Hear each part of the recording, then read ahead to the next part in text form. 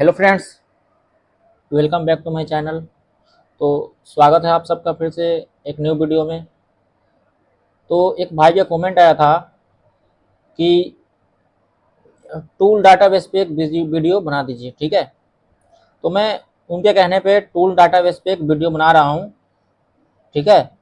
तो ये बहुत इंपॉर्टेंट चीज़ है, इस वीडियो को पूरा वॉच करें, ठीक है।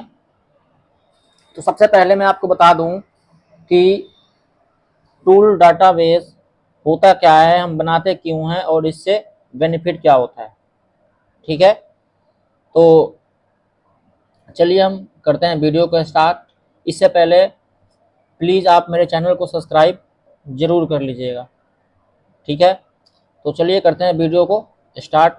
तो सबसे पहले हमें क्या करना है, जाना है हमें टूल्स पे, ठीक है। एक्सप्लोरर बार में टूल्स मिलेगा हमें, ठीक है। इस टूल्स पे जाना है, ठीक है।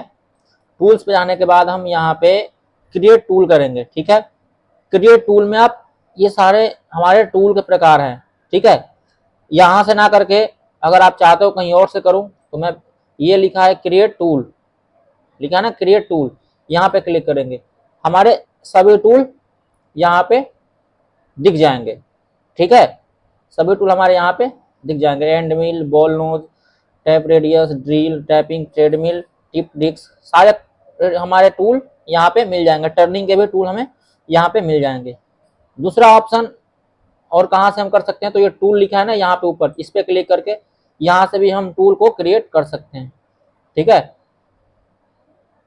तो मैंने 3 तरीका आपको बता दिया कि टूल क्रिएट कैसे कैसे कर सकते हैं, ठीक है। तो सबसे पहले मैं कोई भी एक टूल ले लेता हूँ, एंड मिल ले लिया सपोज करो, ठीक है। एंड मिल ले लिया। तो एंड मिल लेने के बाद हमें सबसे पहले इसका डाया भरना है, ठीक है। हमें क्या भरना है, डाया। तो मैं यहाँ डाया कुछ भी ले लेता हूँ, सपोज करो 12 mm ले लिया, ठीक है। हमने 12 mm ले लिया। यहाँ पे हमें देना है टूल नंबर। टूल नंबर इसलिए देते हैं क्योंकि मैगजीन में हमें कॉल करना होता है, तो यहाँ पे टूल नंबर देना जरूरी है। तो मैं यहाँ पे टूल नंबर 1 दे दिया, ठीक है, ठीक है। लेंथ हमारा ऑटोमेटिक ये 60 आ गया। अब इसको कम ज़्यादा भी कर सकते हो, जैसे मान लो मैं 100 कर दिया इसको, तो ये लेंथ बढ़ जाएगा हमारा, ठीक है। इसको हम और कम करना चाहते हैं तो 60, 80 कर लेते हैं इसको हम, ठीक है। तो हमारा टूल कितना हो गया, ये 80 है, ठीक है। ये तो टूल क्रिएट हुआ। उसके बाद हम क्या करेंगे, इस पे क्रिएट करेंगे सैंक, ठीक है।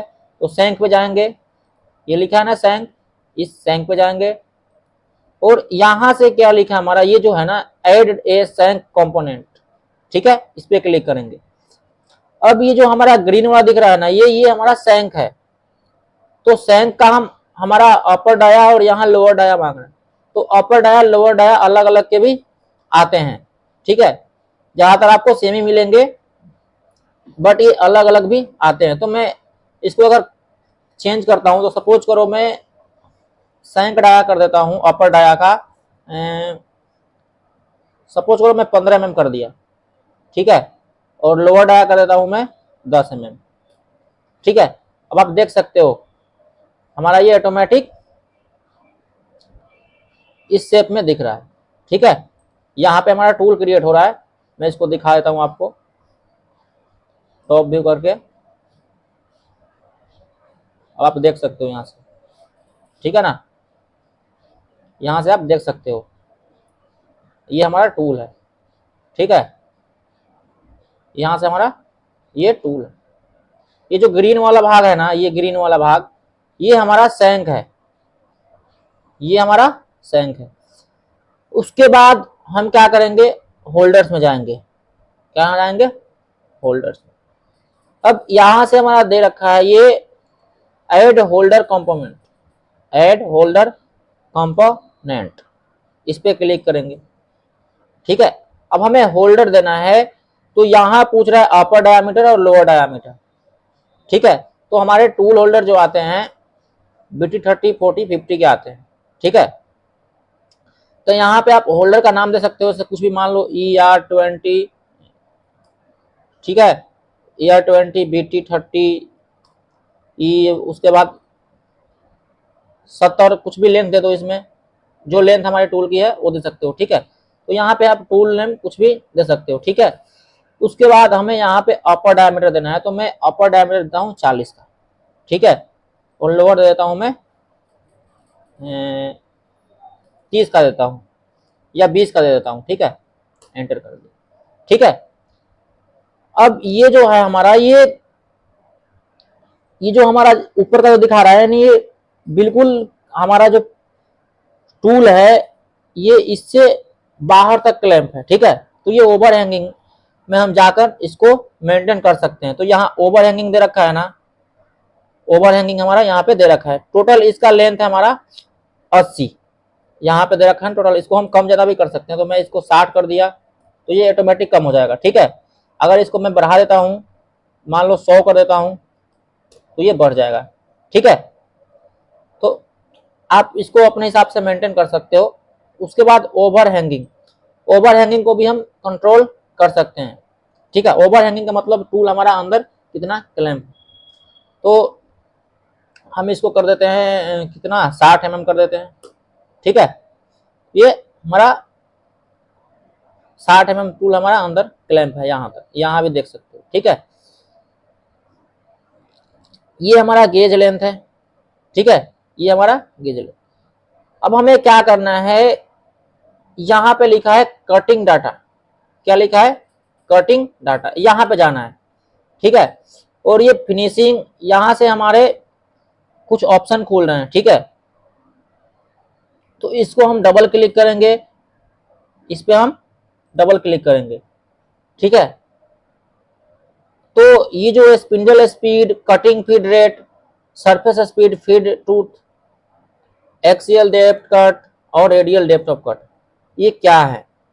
तो एक्सियल डेप्थ ऑफ कट जो होता है ये हमारा depth of cut Z axis का, ठीक है, गहराई की। तो हमें यहाँ पे 0.5 कट दे दिया, ठीक है। और ये जो हमारा होता है ये स्टेप ओवर होता है, ठीक है, ये हमारा स्टेप ओवर होता है।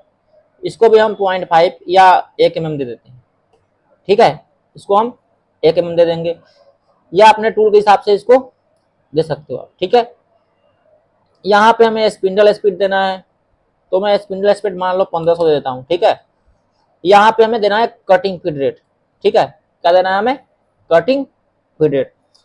तो कटिंग फीड रेट मान लो मैं देता हूँ आपका 600 का, ठीक है। अब इसको मैं कर दूंगा क्लोज, इसको मैं क्या किया हूँ, क्लोज, ठीक है। इसको मैं कर दिया अब क्लोज। अब आप डाटाबेस में इसको सेव कैसे कर सकते हो, तो दो ऑप्शन है हमारे पास। एक टूल्स है ना, इस पे क्लिक करेंगे और 1 नंबर टूल पे हम राइट क्लिक करेंगे और यहाँ पे लिखा है ना add to database, add to database, यहाँ से भी हम ऐड कर सकते हैं इसमें। और दूसरा ऑप्शन जो हमारे पास है, ये यहाँ पे देख रहे हो फाइल क्या लिख रहा है, add this tool to the tool database, तो हम यहाँ पे क्लिक करेंगे। अब हमें यहाँ पे स्टॉक मॉडल देना पड़ता है, तो यहाँ पे एल्युमिनियम मैंने कभी प्रोग्राम बनाया होगा तो उसका सेव है, यहाँ पे आप चेंज भी कर सकते हो यहाँ से जाकर। और इसको यहाँ जो भी आपका मटेरियल है, मान लो मैं ले लेता हूँ एसएस और यहाँ से कर दूंगा मैं ओके, ठीक है। तो ये हमारा एसएस आ गया, ठीक है। अब यहाँ से मैं कर दूंगा इसको एक्सपोर्ट, क्या कर दूंगा, एक्सपोर्ट। अब हमारा ये हो गया एक्सपोर्ट। अब मैं इसको करता हूँ क्लोज, ठीक है, ये मैंने कर दिया क्लोज। अब क्या करता हूं मैं, इस टूल को डिलीट कर दूंगा, इस टूल को डिलीट कर दूंगा, डिलीट हो गया। अब हम जाएंगे डाटाबेस में, कहां जाएंगे हम, डाटाबेस में। तो डाटाबेस में जाएंगे और ये हमारा टूल क्या है, यहाँ पे 12 mm का है, ये सेव है, इस पे क्लिक करके और यहाँ से क्रिएट टूल कर देंगे। ये हमारा टूल क्रिएट हो गया, मैं दिखाया था, ये टूल हमारा क्रिएट हो गया, देख रहे हैं, यहाँ भी आ गया। तो ये करने से क्या होता है, हमें क्या फायदा है कि बार बार टूल क्रिएट या आरपीएम फीड, ये सारी चीजें हमें बार बार कैलकुलेशन या फिर फिल नहीं करनी पड़ती। एक बार हम टूल डाटाबेस बना लेंगे तो अगर हमें यही टूल रिपीट करना है किसी और पार्ट पे, किसी और कंपोनेंट पे, तो हम डाटाबेस से टूल को क्रिएट कर सकते हैं डायरेक्ट, हमें टूल वापस से क्रिएट करने की कोई जरूरत नहीं है। तो अभी तो मैंने यहाँ पे एक टूल क्रिएट करके दिखाया है। आप एक से अधिक टूल, जितना मर्जी उतना टूल क्रिएट कर सकते हो, कोई लिमिट नहीं है इसका, ठीक है। तो ये था हमारा टूल डाटाबेस। इसका बेनिफिट यही होता है कि हमें बार बार टूल क्रिएट नहीं करना पड़ता, ठीक है। तो आशा करता हूं कि आपको वीडियो अच्छे से समझ में आया होगा। अगर वीडियो अच्छा लगे तो चैनल को सब्सक्राइब और वीडियो को लाइक और कमेंट जरूर करें। आपके एक कमेंट करने से हमारा मनोबल बढ़ता है, ठीक है। तो आज के लिए बाय, मिलते हैं फिर से नेक्स्ट वीडियो में।